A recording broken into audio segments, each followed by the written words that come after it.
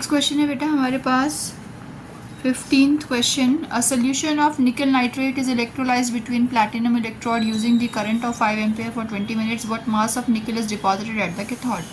That means आपको मास निकालना है निकल का. मास ऑफ निकल आपको कैलकुलेट करना है. आपको क्या क्या दिया हुआ है क्वेश्चन में गिवन है बेटा. करंट 5 एम्पियर है, टाइम आपको दिया हुआ है 20 मिनट्स का, एंड आपके पास दैट्स इट, ये चीज़ें दी हुई हैं.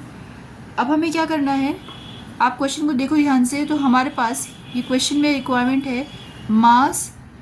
क्वेश्चन क्या बोल रहा है, क्वेश्चन ये कह रहा है कि एक निकल नाइट्रेट का सोल्यूशन है जिसमें इलेक्ट्रिसिटी को 20 मिनट के लिए भेजा गया है. 5 एम्पियर की इलेक्ट्रिसिटी इसको 20 मिनट के लिए उसमें भेजा गया है. अब 20 मिनट के अंदर कितना निकल डिपॉजिट हो जाएगा प्लैटिनम इलेक्ट्रोड पे, ये निकालना है. मतलब ये क्वेश्चन जो है वो सीधा सीधा इंडिकेट कर रहा है कि आपको यहाँ पर फर्स्ट लॉ लगाना है फैराडे का, कि mass is directly proportional to charge. कि कितना चार्ज फ्लो कर रहा है और कितना मास डिपॉजिट हो रहा है ना. तो अब हम क्या करेंगे, सबसे पहले m is equals to z into charge का फॉर्मूला होता है I into t. Charge is equals to current into time, क्योंकि करंट का फॉर्मूला क्या होता है Q/T, पता है आप लोगों को. तो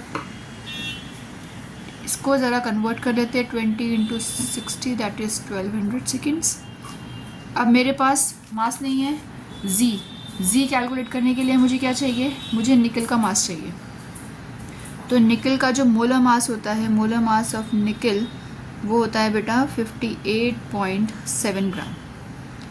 ठीक है, एक मोल जो होता है इसका पर मोल के हिसाब से. अब निकल का डिपोजिशन हो रहा है तो मुझे निकल की रिएक्शन भी चाहिए. Ni2+, 2 इलेक्ट्रॉन गेन करेगा वो, और क्या बनाएगा, Ni की फॉर्म में डिपॉजिट हो जाएगा. तो यहाँ से N की वैल्यू मुझे मिल गई 2. चलिए जी क्वेश्चन में अप्लाई कर देते हैं. ये कितना दिया हुआ है 58.7 by NF, current 5, this is 1200. तो mass will be 58.7 by N है 2, 96500, 5 इंटू 1200. जो कट रहा है उसे काट देंगे, और यहाँ से इसको सॉल्व करने पर आपके पास जो अमाउंट आएगा वो आएगा बेटा 1.825 ग्राम ऑफ निकल. मतलब इतना निकल जो है वो डिपॉजिट होगा. ठीक है, इंपॉर्टेंट क्वेश्चन है बेटा ये.